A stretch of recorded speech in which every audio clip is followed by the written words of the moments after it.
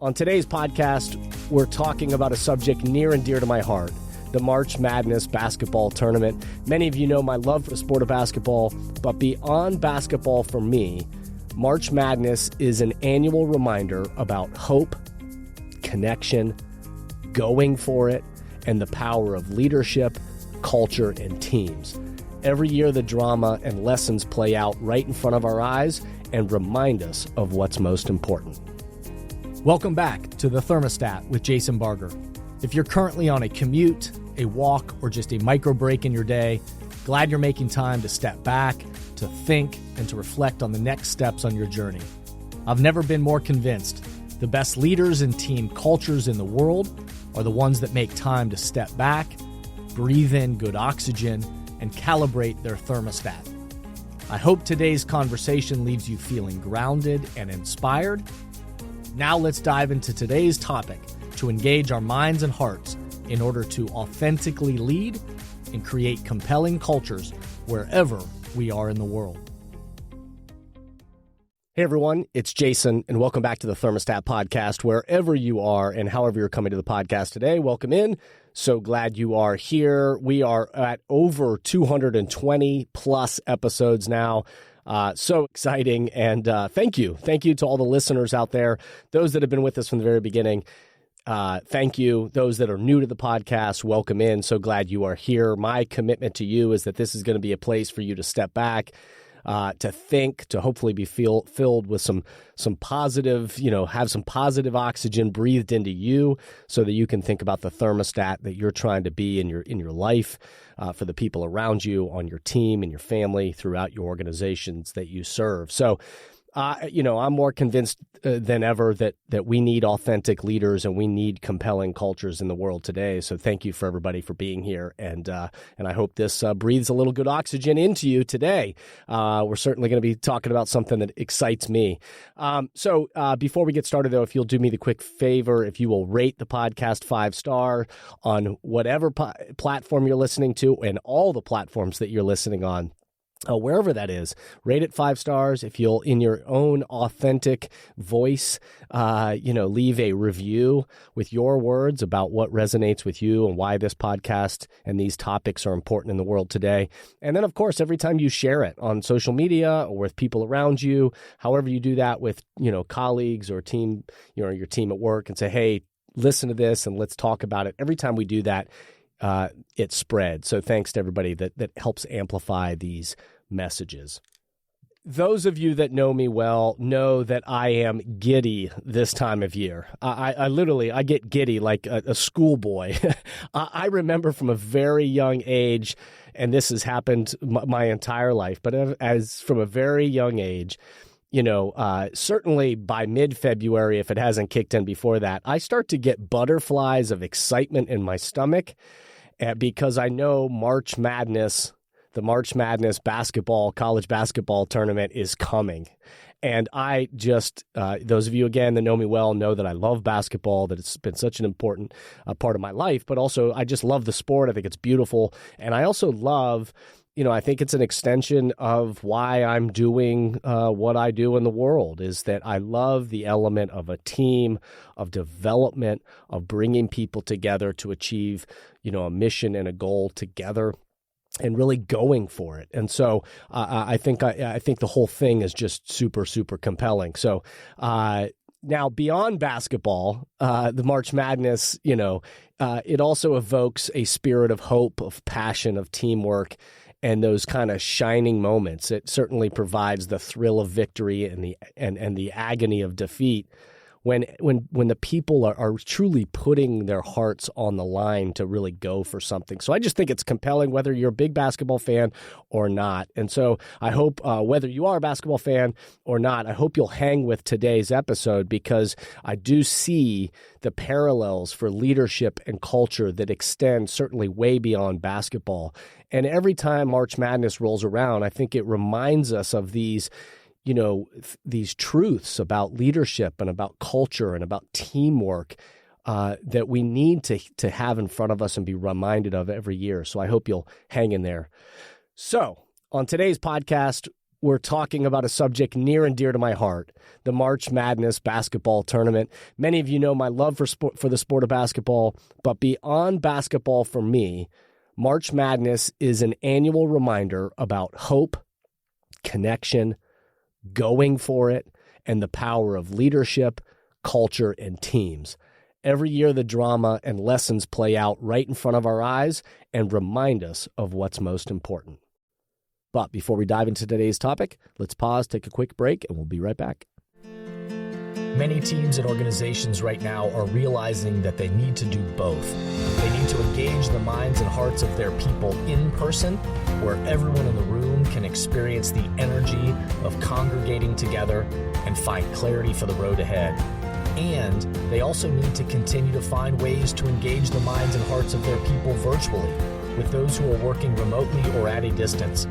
So, if you are in the process of planning your next team meeting, company all-hands event, conference or culture summit, and are looking for support with a powerful keynote speech, facilitated team conversations that are the currency for change, or deeper development on leadership mindset and an intentional strategy for the culture you're trying to create, I hope you'll contact us at jasonvbarger.com, jasonvbarger.com. It is my privilege and our honor to partner with great people to provide support in these areas. We want to breathe oxygen into your leaders and throughout your organization so you can set the temperature you want for your culture. We look forward to connecting with you soon. I hope you'll contact us at jasonvbarger.com, jasonvbarger.com. It is my privilege and our honor to partner with great people to provide support in these areas. We want to breathe oxygen into your leaders and throughout your organization so you can set the temperature you want for your culture. We look forward to connecting with you soon. And so you may be coming to this, thinking about it. By the way, this happens on both sides. The men's tournament, which has been, so compelling for so many years, and the women's tournament that continues to become more popular and get more eyeballs on it. Certainly Caitlin Clark, if you've been watching anything about her, the player for Iowa this year in the women's game, she is so captivating and compelling, and she has brought so many people to the women's game. And the women's game continues to grow each year in excitement, in more and more great players and great teams out there. The tournament has really been great the last couple of years. I have because from my hometown of Columbus, Ohio, the Ohio State ladies team has been so good the last couple of years, and I've gotten a chance to be at an event and meet a number of the players and speak at different events with them. And so I've got a connection to the Ohio State ladies team and have been cheering and polling for them as well. So more eyeballs, and the product continues to get so much better. So it's really been awesome. So again, even if you are coming to this and are a basketball fan, then I think this will really resonate with you. But if you're not, hang with me, because the imagery, the lessons, the analogies are meaningful for everything outside of basketball. So some general observations and foundational things that I want to share as March Madness approaches this year. And just for context's sake, I'm recording this before the selection Sunday where the tournament gets announced. So the teams exactly in the tournament haven't officially been announced yet. But I'm recording this by design because, this isn't about the breakdown of the bracket. This is about these truths that play out every single year in front of our face and remind us. So as much as I'm excited to see the reveal of the bracket for this year's tournament, I'm recording this before the bracket comes out because these things I'm going to be talking about today really are true no matter who's in the bracket. And so some things to remind ourselves of, and that March Madness reminds us of every single year, are the most talented teams don't always win. The most talented teams don't always win. And that may sound like, well, yeah, they do. But the reality is, it isn't always the most talented teams. It's not the best 5 players on the court, but it's the best 5. So you understand the difference between the two. It's not just the 5 individual best players, most talented players that get thrown on a team and win. I could cite examples from this year's tournament that I am it hasn't played out yet, but I can also give you examples from years past where the quote unquote most talented teams with the players that are going to get drafted the highest in, to play professionally aren't usually the teams that win. It's the teams that play the best 5 that play together in the best way. Another thing to remind us of is if you're in the dance, if you're in the tournament, you can advance. If you're in the dance, you can advance. And that may seem obvious, but one of the things that it reminds us of every single year is that it's possible. And it's been proven over many years that if you are in the tournament, and if you do the 5 elements that we're going to talk about on this podcast, then there is great opportunity for you, maybe not to win the whole tournament, but to have some magical moments along the way and advance further than most people thought you could. And then the other thing a foundational thing before we get into these 5 elements is I'll just say is that the reality that we're reminded of every single year is every team needs a little luck. Every team, no matter what, every team that goes on to win a national championship, along the way of winning those 6 games in order to get to to win the championship, they need a little luck. They need a good bounce, the ball to bounce in their direction. And even really good teams can stumble along the way. And so there is an element that you just need something to also go your way along the way. So those are a couple of foundational observations that I'm reminded of every single year, and I think are good for us to think about the context of our own teams that we work with, or that you, as you come to this podcast today, you're thinking about your team, your organization, your family, or the organization you serve. However you're coming to this, to be reminded of the most talented teams don't always win. And if you're in the dance and you believe you can advance, and that you're going to need some good bounces along the way to continue to reach the goals that you set out. And then there are 5 elements of the best teams that you observe when you watch this tournament every single year. And it plays out right in front of us again every single year at March Madness. And it's a reminder to me of elements of just the best teams, again, not just in basketball, but teams in organizations and companies around the planet. These 5 elements become true for the very best teams in the world. One of the elements is they believe that it is possible. They believe it is possible. And it starts with that kind of belief, that the show Ted Lasso that captured everybody's attention, really came down to this core, this belief that we could do something and be something different. A belief in themselves, a belief in their abilities together, a belief in a vision that was greater than themselves, a dream, the again, extension and belief in their teammates, and this underlying feeling that it is possible. And again, I could go through a litany of examples from past tournaments, but teams like Fairleigh Dickinson or St. Peter's or Butler, VCU, George Mason, all of these examples of teams that, advanced way further than anybody thought they would. And if you see a bottom line piece of it at their core, it started with a belief that the vision, the dream, a belief in themselves, and a belief in their teammates, that it is possible.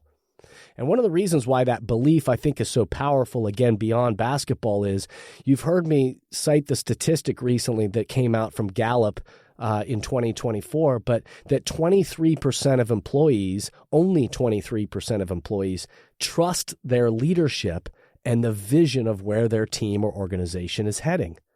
So if only 23% trust that the leadership and kind of where they're going, that belief is missing. And so on the teams where the belief is powerful, belief in the leadership, belief in each other, belief in the vision, so much more can be accomplished. The second element I'll point out that, again, I'm reminded of every year at the tournament is the best teams are connected. The best teams are connected. And what I mean by that is they're connected to each other. They're connected to a style of play.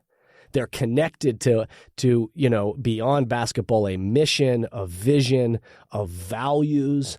They understand their roles and the allocation of those roles and acceptance of those roles, that not everyone is going to be the quote unquote star player, but there's different people that are going to be asked to play different roles. There's a style of play and an understanding of, no, for our team to play at our best, there's a tempo, there's a pace, there's a style that fits us best. There's a strategy and are connected to, hey, this is how we're going to approach guarding the other team at the defensive end. This is the strategy of how we're going to attack them offensively. All of those things play in that the best teams are connected. They have a great understanding of their roles and expectations. And what this reminds me of, is that in the workforce right now, another stat is that 90% of employees say what they want, even if only 20% feel like they're connected to a culture that's bigger than them, which is crazy. Only 20% feel like they're actually connected to their team organizational culture, and yet 90% say that's what they want. 90% want to be connected and feel like they're part of that meaningful culture, that they have a significant role, that the expectations are clear, that they're connected to a mission greater than themselves. They understand the style of play and the strategy. All of those things are at play. So the best teams are connected. And I think about some of the teams this year. And again, if you're not a basketball person, then you wouldn't know this. But I watched the way the University of Houston or Tennessee play, and you watch the way that their roles are so clearly defined, and the style of play and the strategy and the expectations are so clear. It's obvious that they're connected. The third element I'll point out for today is, the best teams, adversity arrives. When adversity arrives, because it will, as it undoubtedly does for all and every team, every leader, every organization, every human, there are times in our lives where adversity will arrive. And even the team that goes on to win the national championship and gets to play all 6 of those games in the tournament, there are moments along the way where adversity arrives. There's an injury. There's a stretch of a game where they're not playing well. The shots aren't going in. They're not playing defense as well. There are so many things happening in every second of a basketball game that adversity undoubtedly arrives. And just like in life and in our work, in our business, those things are happening all around us, the things that are out of our control. And when adversity arrives on the best teams, they aren't blaming or pointing fingers at each other. You watch them and the way they respond in those moments, the composure, the poise, the personal responsibility, and the mindset of ownership of their role, ownership of their, the opportunity they have, and their ownership of, hey, pulling together as a team. We know that in our teams and throughout our organizations in real life, our families, any group of humans on the planet, it's not always puppy dogs and ice cream. Adversity does show up every once in a while. And yet, how do we own our response and proactively what is it that we do? The team for this year that comes to my mind when I think about this is Purdue. And again, if you're not a basketball fan or haven't been paying attention this year, I'll just paint the picture quickly. Purdue was a number 1 seed last year and lost first round to a 16, which has only happened one other time in the history of the sport. And so a massive letdown and embarrassment. And yet then their response in this next year, and again, the tournament hasn't happened yet, but their response so far this season has been very impressive, of owning that past, but not letting it define them, of trying to take ownership and responsibility and create a new future. And so we'll see how they're able to do that. It's one thing, again, when the tournament starts, the pressure will be on. It'll be fascinating to see whether or not they can continue to own that response and play at their very best. But it's been really, really compelling to see the way they've responded so far this year. The fourth element I'll talk about is execution matters. Execution matters. You've heard me on other podcasts talk about this within teams and organizations and leadership and culture, that performance matters. We know this. Again, you don't get to advance in a tournament if you haven't executed well, if you haven't played well. And so our performance on our teams and our progress that we stimulate towards the mission or goals that we're here, and aiming for, do matter. And the best teams are prepared.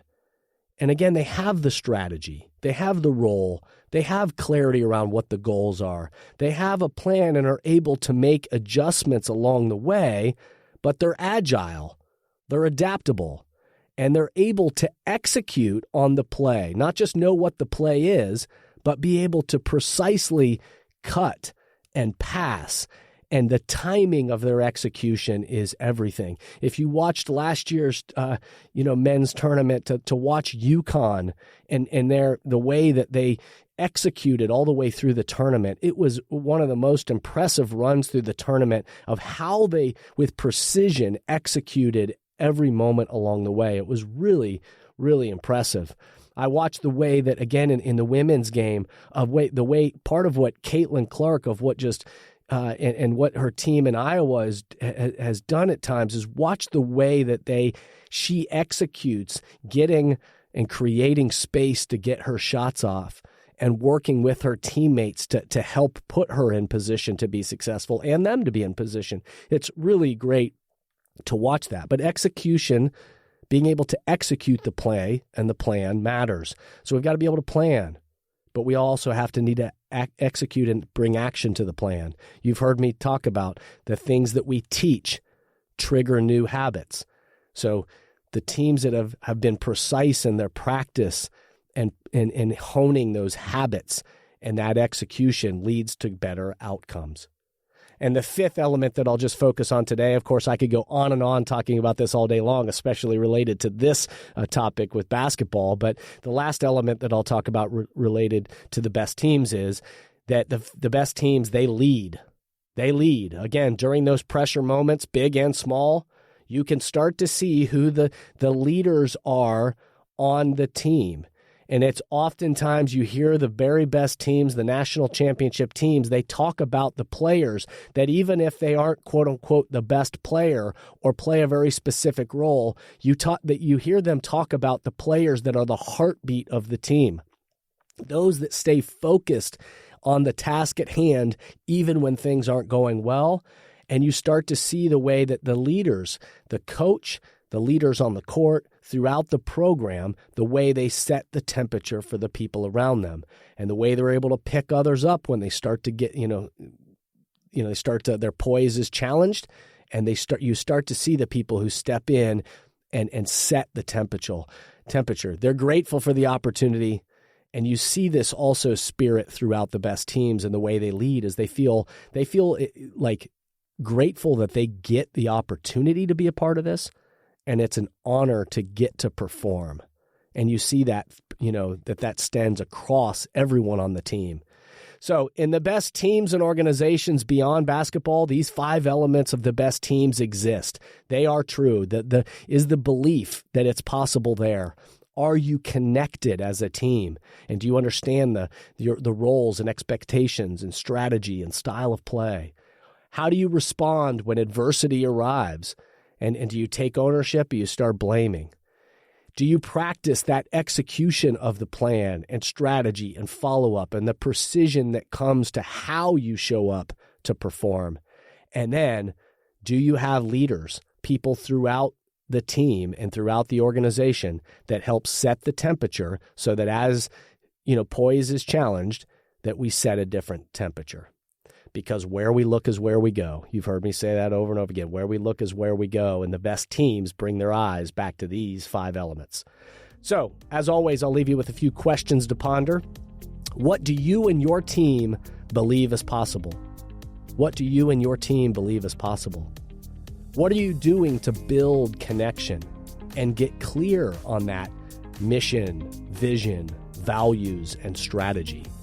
What are you actively doing to build that connection and get clear on those things? When adversity arrives, Are you clear on the temperature you hope to set and how you want to execute as leaders and as a team?